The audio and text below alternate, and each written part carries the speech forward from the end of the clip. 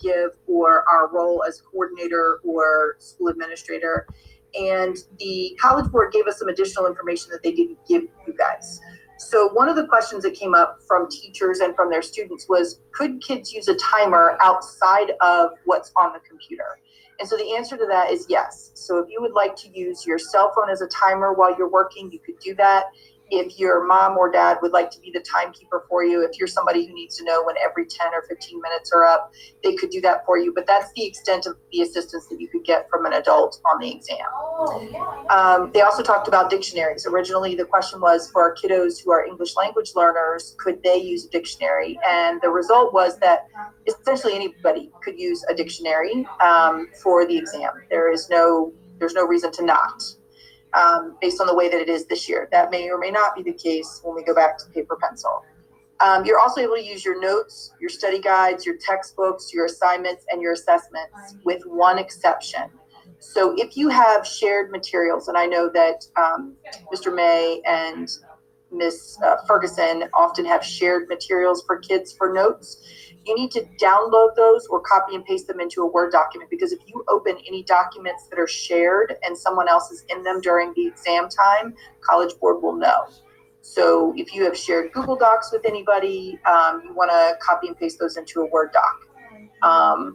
Because if you open it on the exam, they will know. All right. If your math test allows it, you can use a calculator. You can use the handheld one. You can use one online, whichever works for you. You would know that by going to the last link that's on this page. It will also be on the back page, is the AP Exam Day Docs. And they'll give you everything that you need. So like the formula sheets that you might need for AP Bio or AP Stat would also be on there. You can print them or download them just so that you've got a copy of them to use on the test. Now, I would caution you with the internet Google search, only because it came out in the news about kids trying to cheat using Google searches and things right now. So I would caution you that if you're going to Google search something, that it needs to be something really important related to your test. College Board did say it's not necessary because they don't need outside facts or opinions based on the questions that are asked, that they're really looking for how you're using documents and how you're formulating arguments, not someone else's. The other thing is, if you're looking for something online, to be sure that you don't copy and paste it, because that is plagiarism. All right, and then College Board has a bunch of resources. There are a bunch of links at the end of this. So they've got one on AP open book tips. A lot of kids think that open book means easy. The problem is it consumes a lot of time because you spend your time flipping through notes because you don't necessarily know where everything is that you're looking for. You just know that it's there. So it's better to go ahead and study up. But they do have some very specific tips about like organizing your notes and stuff. Okay, things not permitted on during the AP exam. So we covered one, copying and pasting. We covered the shared documents, but one of the things I didn't cover was the Grammarly app. So if you have the Grammarly app installed in, say, like Google Chrome, you're going to want to uninstall it for the length of the exam, because whatever you have to do, because you can't upload a Google Doc, you have to upload like a Word document or a PDF. But whatever Grammarly does, it messes up the upload. So you need to disable Grammarly if you're presently using it. I'm not sure what the issue is. They weren't super specific, but that's about all I can tell you. Okay. All right. And then anything that is specifically listed in the AP testing guide is not allowable. And that document is found at cb.org AP testing guide. Again, these links are all at the end as well. Okay, before the exam, if you have not yet managed to take the AP demo exam, I would encourage you to do that. The reason for that is that the AP demo exam sort of gives you the time frames and allows you to practice sort of the uploading. So you get the practice so that you're not scrambling those 5 minutes that you have during the test to get your materials uploaded.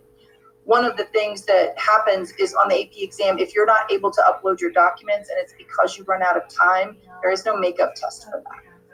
Okay, so it's really important that you practice. It's not a full-length test, but it does take some time because it takes the first 5 minutes for you to do what you need to do, and then there's a 10-minute section So it does take a little bit of time, but it's not a full-length exam. The other thing it does is kind of walks you through some of the things that you're going to need to do on this one here, which is checking into the exam 30 minutes ahead of time. So they're going to do things like ask you for writing samples. They're going to ask some of your demographic information, and the AP exam demo sort of walks you through some of that so that you can get through it faster or make sure that it's at least correct.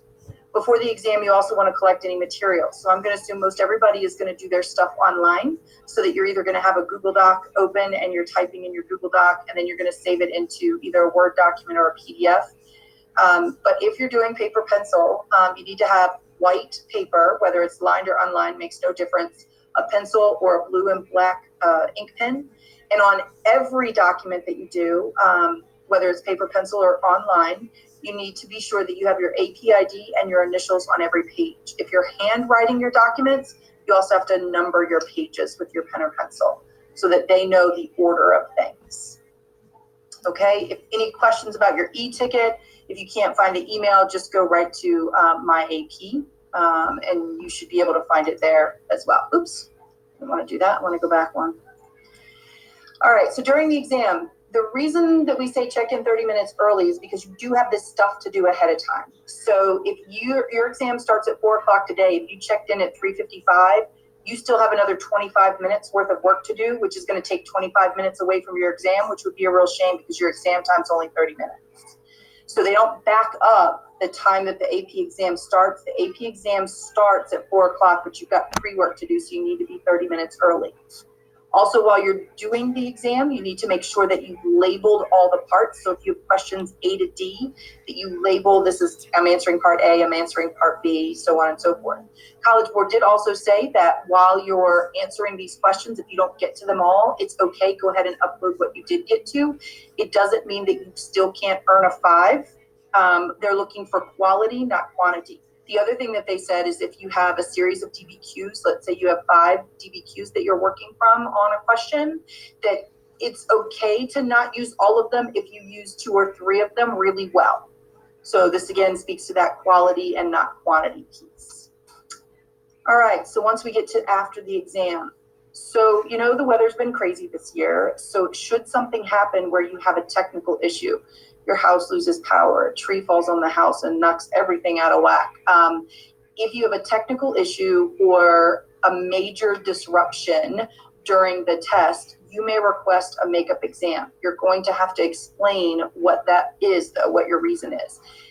Those links aren't available until after you take your test, and you have 48 hours to request a makeup test. And the link is there on the screen for you. It's also on the next page.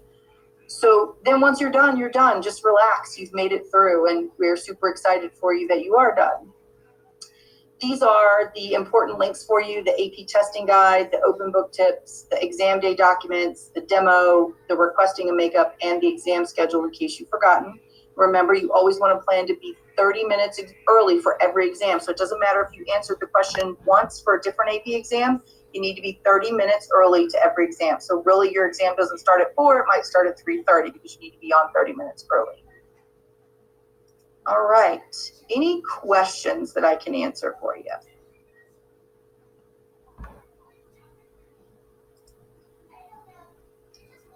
You can type them in the chat, you can raise your hand, whatever you need to do.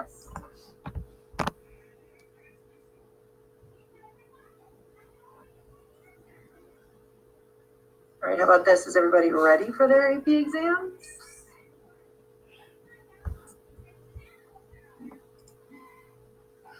No. And yes, so that's good. There's another yes. So I'm glad to hear at least a couple people are ready. I'm excited for you guys. It's definitely going to be a different experience for you, but I hope it'll be a great one. And just keep us posted if there's something you need.